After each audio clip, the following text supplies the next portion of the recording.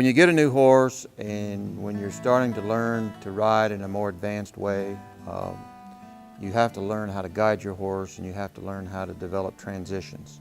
And how that's done is more by feel and less mechanically.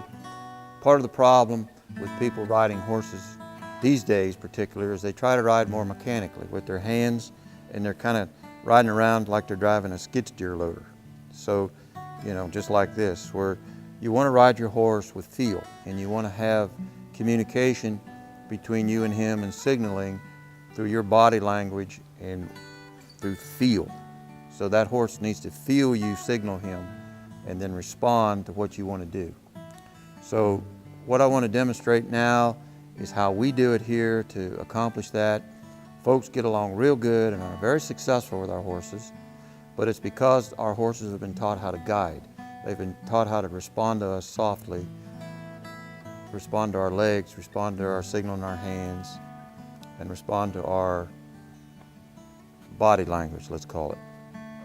So what we have here is a horse that's a kind of a unique situation, and I asked Daniel here to help us with these demonstrations because Daniel is a young horseman that started here as an apprentice with me, and he's worked with Monroe and myself here for, I don't know, 6 months or so more. And he's doing very well and progressing well, and I felt that a lot of the folks that watch these videos are learning and at the stage he is in his horsemanship, so I thought it would be a good example for us to have. This horse is a classic horse that came here trained by show horse trainers that only knew how to go in circles.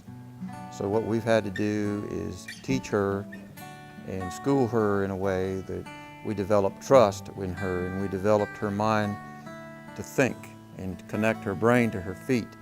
When she came here, she had been ridden mechanically.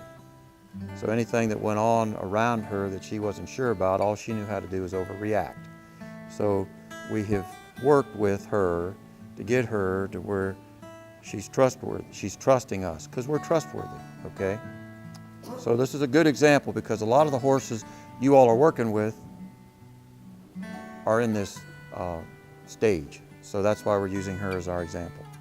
So with that, we're going to work on several different techniques here and break the videos up in small groups. So we'll start out now, Daniel, by you going around, and I want you to do transitions.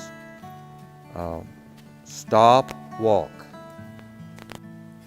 Now if you'll notice, Daniel's riding his horse in a German martingale, and that's helping her to develop her vertical and develop collection. We don't want to develop collection mechanically. We want her to do it naturally. So he's not giving her a lot of pressure in her mouth. He's allowing her to find her own collection. See there? Okay. So now watch every time. So when you get a horse, for you to learn how to guide your horse, you're going to, the first thing you need to do when you ride your horse is develop this communication through transitions, okay? So what I've asked Daniel to do is to show you how every time he transitions, he asks softer, okay?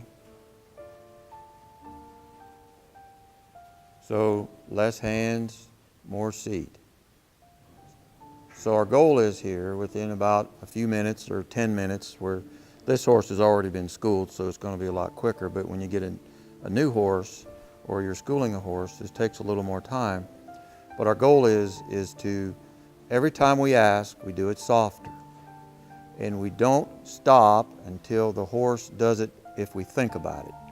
So that horse will respond to us in a transition if we just think about it, if we do it soft enough and if we do our job, okay? So see how soft his hands are and how subtle his signals becomes. So she is very willingly and very gracefully transitioning from a walk to a stop. She's not wringing her tail. He doesn't have to pump her with his legs. That he's providing impulsion with his seat, and that's all done very softly and through feel, okay? But what I want to point out is this is actually preparing us for the next step, which is trot, okay? So your trot is developed at a walk. Your canter is developed at a trot. Well, your walk is also developed at a stop. So as he's standing still, he's actually developing his walk. I'm trying not to confuse that, but each gait is developed in the prior gait, in my opinion. So there's no way that Daniel can trot that horse properly until he can first walk that horse properly. She's carrying her tail behind her softly. We didn't have to nerve her tail. We didn't have to cut the nerves in her tail so she doesn't wring it like your show horse people do. She's carrying her tail softly because her back is soft and she's supple, and we're asking her to do things, and we're not telling her to do things. There's a big difference. You got people out there that take a knife and go in there and cut the nerve to the tail so they can't switch it. It's inhumane. It's improper. So if she can't do this transition from a stop to a walk, or from a walk to a trot without wringing her tail, there's no sense us are wasting our time cantering, okay?